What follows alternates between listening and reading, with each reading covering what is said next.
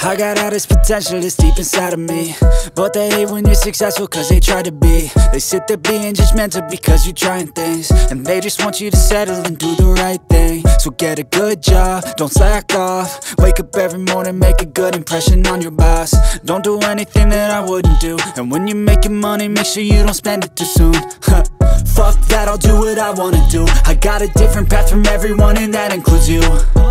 Who are you to tell me how to live life? In these times it feels like nobody is right, yeah. So I'ma figure out what else we succeed and then invest all of my time in the... ICT ou encore les SMC sont des stratégies des investisseurs institutionnels, des banques d'investissement, des fonds de pension, des fonds spéculatifs et des traders professionnels qui ont accès à des informations exclusives et qui ont la capacité de manipuler les marchés. Les retail, quant à eux, ce sont des investisseurs individuels comme vous et moi qui ont un capital limité et qui ont un accès aux mêmes informations que tout le monde. Bienvenue dans cette vidéo consacrée au trading et à la question de savoir quelle est la meilleure stratégie entre la stratégie des concepts, donc les ICT et les SMC, ainsi donc les stratégies des retail. Donc aujourd'hui, nous allons parler de la stratégie qui fonctionne le mieux en trading. Mais avant de rentrer dans les vifs du sujet, c'est pas beaucoup demandé, donc prends juste 8 secondes pour t'abonner sur cette chaîne.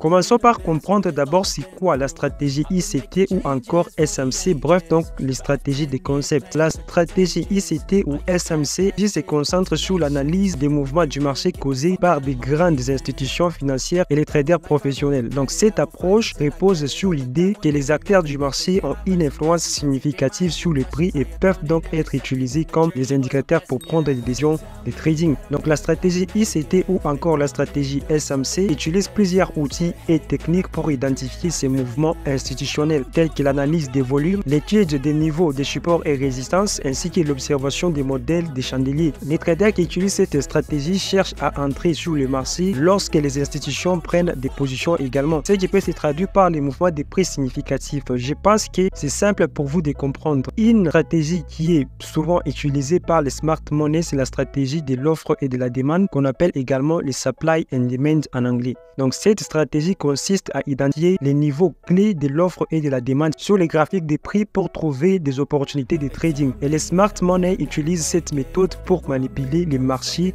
en créant donc une forte demande et une forte offre à un niveau clé pour faire monter ou descendre les prix. De l'autre côté, les retail, donc les traders particuliers, peuvent également utiliser cette stratégie en surveillant les niveaux de l'offre et de la demande pour trouver des opportunités de trading.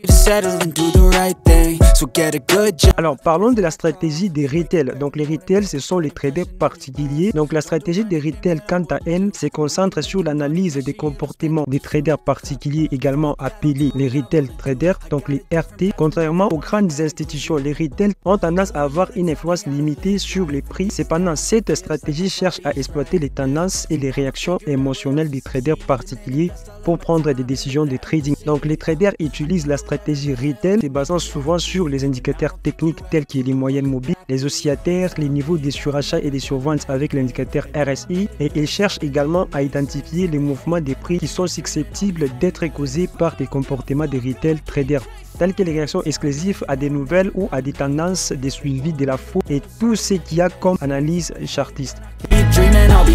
Alors nous allons essayer de comparer les stratégies des concepts et les stratégies donc des retail. Et surtout, il est important de noter que la stratégie ICT ou SMC, donc les stratégies des concepts et la stratégie des retail, ne sont pas mutuellement exclusifs et de nombreux traders peuvent utiliser une combinaison des deux approches. Cependant, il est important de comprendre que chaque stratégie a ses propres avantages et inconvénients. Donc la stratégie ICT ou SMC offre des opportunités de trading basées sur le mouvement des prix significatifs causés par des grandes institutions. Cependant, elle peut nécessiter une analyse plus approfondie et une compréhension plus avancée du marché. La stratégie retail, quant à elle, peut être plus adaptée aux traders débutants surtout et à ceux qui préfèrent une approche plus simple et directe que de se compliquer la vie avec les stratégies des concepts. La stratégie des retail peut également offrir des opportunités de trading. Je partage avec vous mon point de vue par rapport à la stratégie qui fonctionne le mieux en trading. À vous également de donner votre point de vue vue dans les commentaires. Pour moi, il est important de comprendre que chaque stratégie, qu'il s'agisse de la stratégie ICT ou SMC ou la stratégie retail, chaque stratégie a ses propres avantages et inconvénients. Donc les traders ne devraient pas se considérer supérieurs aux autres simplement en utilisant l'une ou l'autre de ces stratégies. Donc ce qui est crucial en trading, c'est d'être rentable et de trouver une stratégie qui convient à votre psychologie et à votre style de trading. Chaque individu a sa propre personnalité et son propre niveau d'expérience, ce qui signifie que certaines stratégies peuvent mieux correspondre à certaines personnes. Je rappelle, trop de théories n'est pas égal à la rentabilité, chers traders des concepts. Le trading n'est pas une compétition pour déterminer qui utilise la meilleure stratégie. L'objectif principal est de réaliser des profits de manière cohérente et de gérer les risques de manière appropriée. Mon conseil serait donc de ne pas se laisser emporter par l'idée qu'une stratégie est supérieure à une autre. De cela, concentrez-vous sur l'apprentissage, la pratique et l'amélioration continue de vos compétences en trading. Rappelez-vous toujours que le succès en trading dépend de votre capacité à prendre des décisions et à gérer des risques. Restez discipliné dans votre approche. They hate when I keep dreaming I'll be famous.